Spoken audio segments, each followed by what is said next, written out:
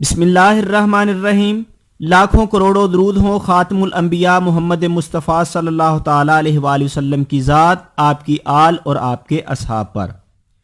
ناظرین، ویسے تو ملحدین خدا کے انکاری ہیں،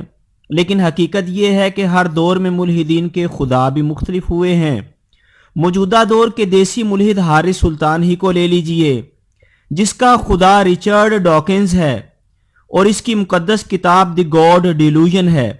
جس کے ریفرنسز وہ اپنی اکثر ویڈیو میں بھی دیتا نظر آتا ہے۔ رچرڈ سے ایک مرتبہ پوچھا گیا کہ زمین پر زندگی کا آغاز کیسے ہوا، تو اس نے جواب دیا کہ ایک سیل سے۔ پھر پوچھا گیا کہ سیل کہاں سے آیا ہوگا، تو اس نے جواب دیا ممکن ہے کسی ایسے سیارے سے جہاں زندگی کی ترقی ہماری ترقی سے لاکھوں سال پہلے ہوئی ہو، اور وہ ٹیکنالوجی اور ارتقاء میں بھی ہم سے لاکھوں سال آگے ہوں۔ انہوں نے ہی ہمارے سیارے پر سیڈنگ کی ہو اور زندگی کی یہ شکل ڈیزائن کی ہو جیسی زمین پر موجود ہے۔ Following way, it could be that at some earlier time, somewhere in the universe, a civilization evolved by probably some kind of Darwinian means to a very, very high level of technology and designed a form of life that they seeded onto perhaps this planet. ناظرین، دکھائے گئے interview کے اس حصے میں دو باتیں بڑی اہم ہیں۔ پہلی یہ کہ ڈاکنز نے اپنے اس انٹرویو میں ایک ڈیزائنر کو تسلیم کیا، لیکن اپنی ہٹ درمی کی وجہ سے اسے خدا کا نام نہ دیا،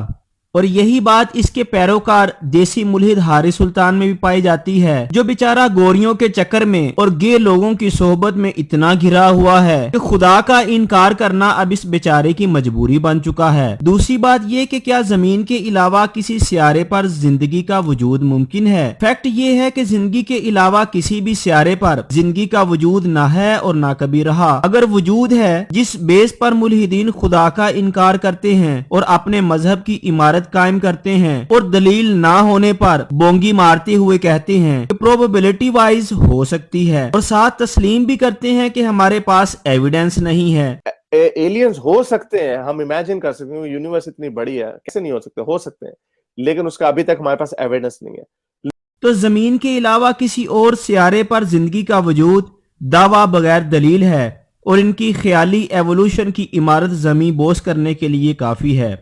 ناظرین، یہی وہ بے بنیاد مفروضہ ہے جس میں کائنات کی اتفاقی پیدائش ہوتی ہے، لیکن حیرت انگیز طور پر اس کا کوئی سبب موجود نہیں ہے۔ بفرض محال اگر کائنات محض اتفاق سے وجود میں آئی، تو پھر سوال یہ پیدا ہوتا ہے کہ کیا یہ بھی اتفاق تھا کہ سیاروں کے وجود میں آتے ہی بڑے منظم ہو کر باقاعدگی کے ساتھ ریوولونگ شروع کر دیں، اور اتفاقی طور پر سولر سسٹم بھی وجود میں آ جائے؟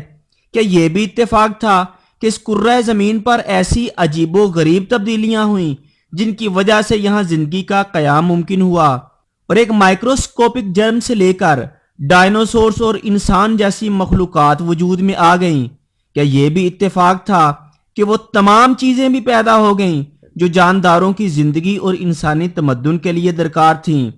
اور کیا یہ بھی اتفاق تھا کہ یہ سارے واقعات اس قدر حسن و ترتیب کے ساتھ مسلسل پیش آتے چلے جائیں کہ اربوں سالوں سے ان کا سلسلہ چلا آ رہا ہے اور ان میں کوئی فرق بھی نہ آئے؟ آئیے ان تمام سوالوں کے جوابات خالق کائنات سورہ انبیاء چیپٹر نمبر 21 ورس نمبر 30 میں ارشاد فرماتے ہیں،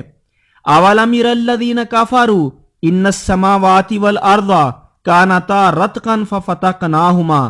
کیا کافر لوگوں نے نہیں دیکھا کہ آسمانی کائنات اور زمین ایک اکائی کی شکل میں جڑے ہوئے تھے، پس ہم نے انہیں پھاڑ کر جدا کیا۔ اسی طرح سورہ زمر چیپٹر نمبر 39 ورس نمبر 62 میں فرمایا، اللہ خالق کل شیء وہو علی کل شیء وکیل، اللہ ہر چیز کا خالق ہے، ہر چیز کو پیدا کرنے والا ہے، اور ہر چیز میں تصرف کرنے والا بھی۔